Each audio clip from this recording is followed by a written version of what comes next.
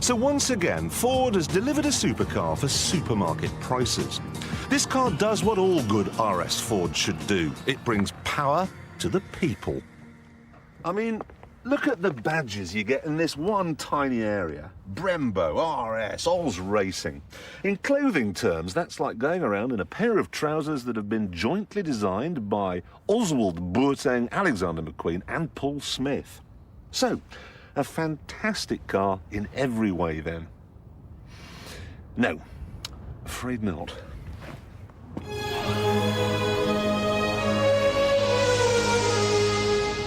It's not the very firm ride. I don't mind the very firm ride. In fact, the only people who are going to mind the very firm ride are people with osteoporosis. And people who are old enough to have osteoporosis will never buy a car that has a steering wheel like this. Especially as it won't pick up Radio 2. The horror. I might have to listen to Radio 1. The radio and the ride, though, are nothing compared to what happens when you turn off a nice smooth A road like this and head for somewhere like... On a bumpy, twisty road like this one, the differential causes the front wheels to squirm and writhe. It's awful. It's like riding around on an angry horse. That's not me making it duck and weave. It's doing it itself. Relax your grip or your concentration for a second on a rural road and you'll end up in a sheep. I used to have an Escort Cosworth.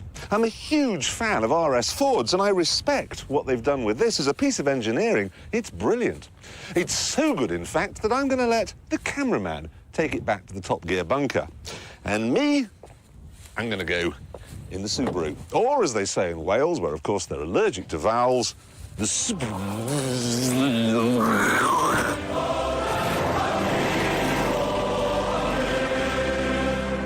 What was wrong with it? I'll tell you what's wrong with it, is that the diff, OK? When you accelerate, say to pull out to overtake someone, you're going around a corner, and you give it full throttle, yeah, the diff just grabs the front wheels and you go in whatever direction they're pointing. You're joking. No, you have no control. You just sit there and go, oh, I'm just not strong enough to turn this wheel. And then, if you run over a camber change or even a white line, it grabs the wheels and pulls you the other way. Super torque steer. Yeah, so you lift off and then it goes, oh, I'm not doing that anymore. And you just wobble about. Honestly, if you had one of these, OK, and then someone said, where do you work? You'd have to say, well, wherever it takes me. The thing is, no dealers in the UK have got these as demos. So if you want to buy one, if you go into an RS, you know, I want to buy an RS Focus, but before I give you the money, I want to drive one, you can. But I saw an ad the other day, someone was saying, buy an RS Focus, what, 1,200, something like 1,200 quid off list? No? Obviously, this is a bad plan. Can't see that happening. It wouldn't have been a Ford dealer for sure, because talking to the Ford dealers, their Ford sold till March, April. That's probably a broker, and to be honest, that's a spoof ad. It's what we used to do all the time. Really? Yeah, advertise something you haven't got. The phone will be red hot. Oh, well, so he hasn't got any Focuses to sell? I can't comment on the specific incident, but I'd be very surprised. Yeah, so how does it work? You phone up, say, I want the car. What's he going to say? Oh, thanks very much for phoning. Yeah, let me take your name and number. I'm very busy. I'll phone you back. Then they've got you. And then they'll phone you back. I'll phone you back the RS. OK, right, OK. Take your credit card deposit and then we'll phone you back with all this kind of stuff. Basically, all they want you to do is phone them.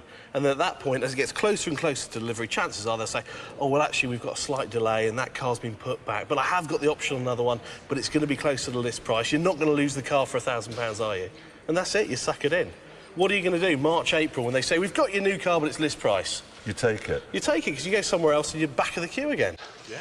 In the news this week, more news of Americans becoming very, very gullible. This is a bit worrying, actually. I'm going to quote direct from the press here. The popularity of television broadcasts of live high-speed car chases has led to a dramatic rise in criminals trying to outrace pursuing officers. This is in Los Angeles. In other words, they're surprised that when you put